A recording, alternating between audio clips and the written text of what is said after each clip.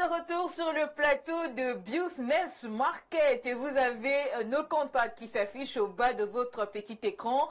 Business Market, c'est votre plateforme de vente, de promotion des produits et services en direct de la télévision. Petites et moyennes entreprises, vous êtes concernés, venez communiquer pour vos différentes activités. Nous étions donc avec Mezo Daniel, vous êtes directeur fondateur du centre hélicicole Meyeux Cameroun. Comment se passe la récolte des escargots?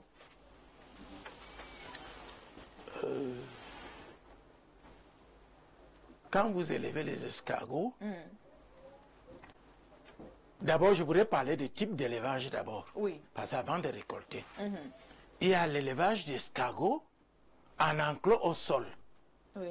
Donc vous faites une caisse. Oui. Vous mettez les escargots là en contact avec le sol. La caisse est hermétiquement fermée. Bon, avec bien sûr un grillage pour donner la latitude aux escargots de pouvoir respirer. C'est ce genre d'élevage qu'on appelle en anglais le game farming. Game farming. Oui, ça veut dire les escargots sont dans une caisse. Ils ne peuvent pas sortir.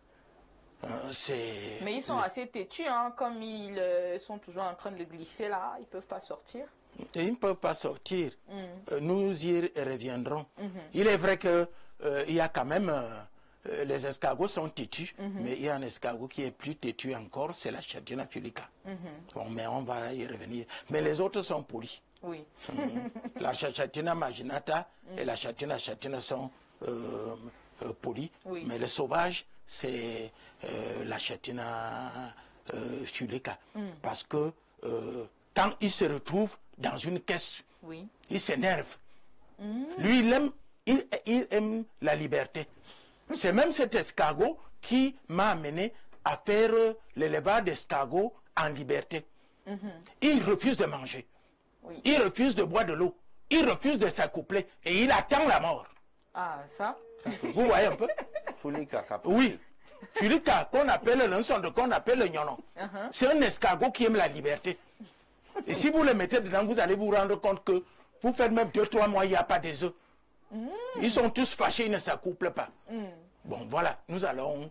Bon, je vous coupe un peu. Oui, les œufs d'escargot, on les consomme aussi? On les consomme. C'est l'un des plats les plus chers, caviar. Les œufs d'escargot. Ah, d'accord. Très chers. Oui. Ok, d'accord. Nous étions sur les différents types d'élevage alors. Oui, il y a l'élevage d'escargots en enclos sol. Oui. J'ai déjà expliqué. Tout à fait. Il y a l'élevage d'escargots en enclos hors sol. Il suffit tout simplement de mettre la caisse sur le pilotis.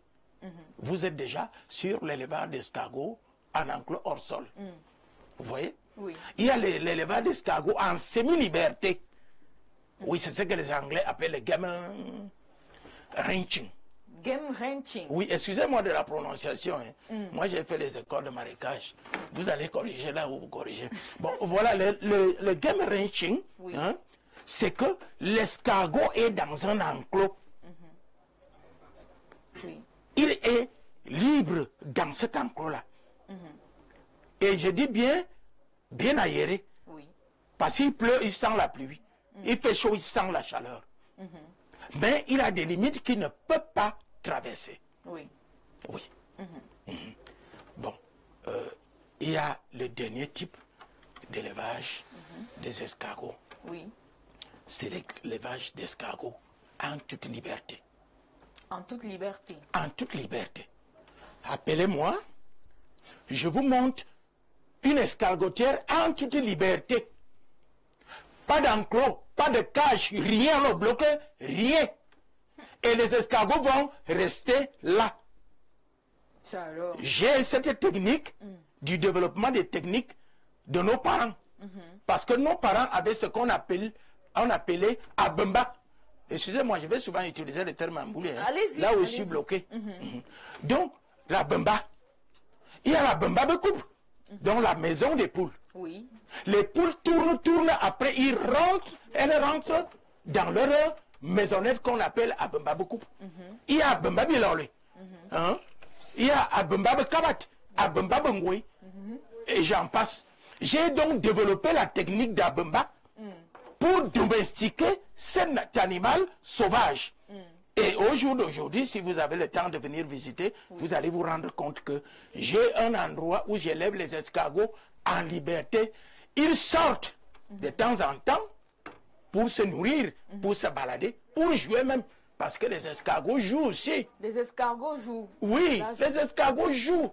Ils se titillent pendant longtemps avant de passer à l'acte. Oui, je pense que j'ai tout dit un peu de mots. Donc voilà comment ça se passe. Je dis attention, l'élevage d'escargots, c'est ma passion. Je ne passe pas une journée sans parler des escargots. D'abord, vous allez voir comment les escargots marchent sur moi. Dans une vidéo, je vais vous donner, le contact de la vidéo. Les escargots marchent. Quand vous touchez l'escargot, il se recroqueville. Hein? Oui. Mais vous allez vous poser la question de savoir comment les escargots peuvent marcher sur quelqu'un. Si vous avez un téléphone Android, vous appuyez, vous allez voir. J'aime les escargots et les escargots même. Vous avez peut-être des aimants sur vous, des aimants qui Non, non, non. Le problème qui se pose, c'est que il ne faut pas faire un business parce qu'on veut l'argent. Parce qu'on veut manger. Il faut aimer son métier. J'aime les licicultures, j'aime les escargots et les escargots même. D'accord. Vous venez à la maison, vous allez me trouver en train de jouer avec les escargots. Oui. Monsieur Daniel, oui. on sent beaucoup de passion dans trop de passion. Et puis vous parlez déjà d'une vidéo qu'on va regarder peut-être. Mais vous nous avez envoyé celle-ci qu'on va regarder tout de suite et maintenant. Ok, merci. Merci. Dieu merci, on les trouve au Cameroun. Il y a d'abord la Chatina chatina, il y a la Chatina fulica, il y a aussi la Chatina marginata. Comme j'étais en train de dire, les escargots apprécient les zones humides. C'est des végétariens d'abord, c'est-à-dire tout est écologique avec les escargots.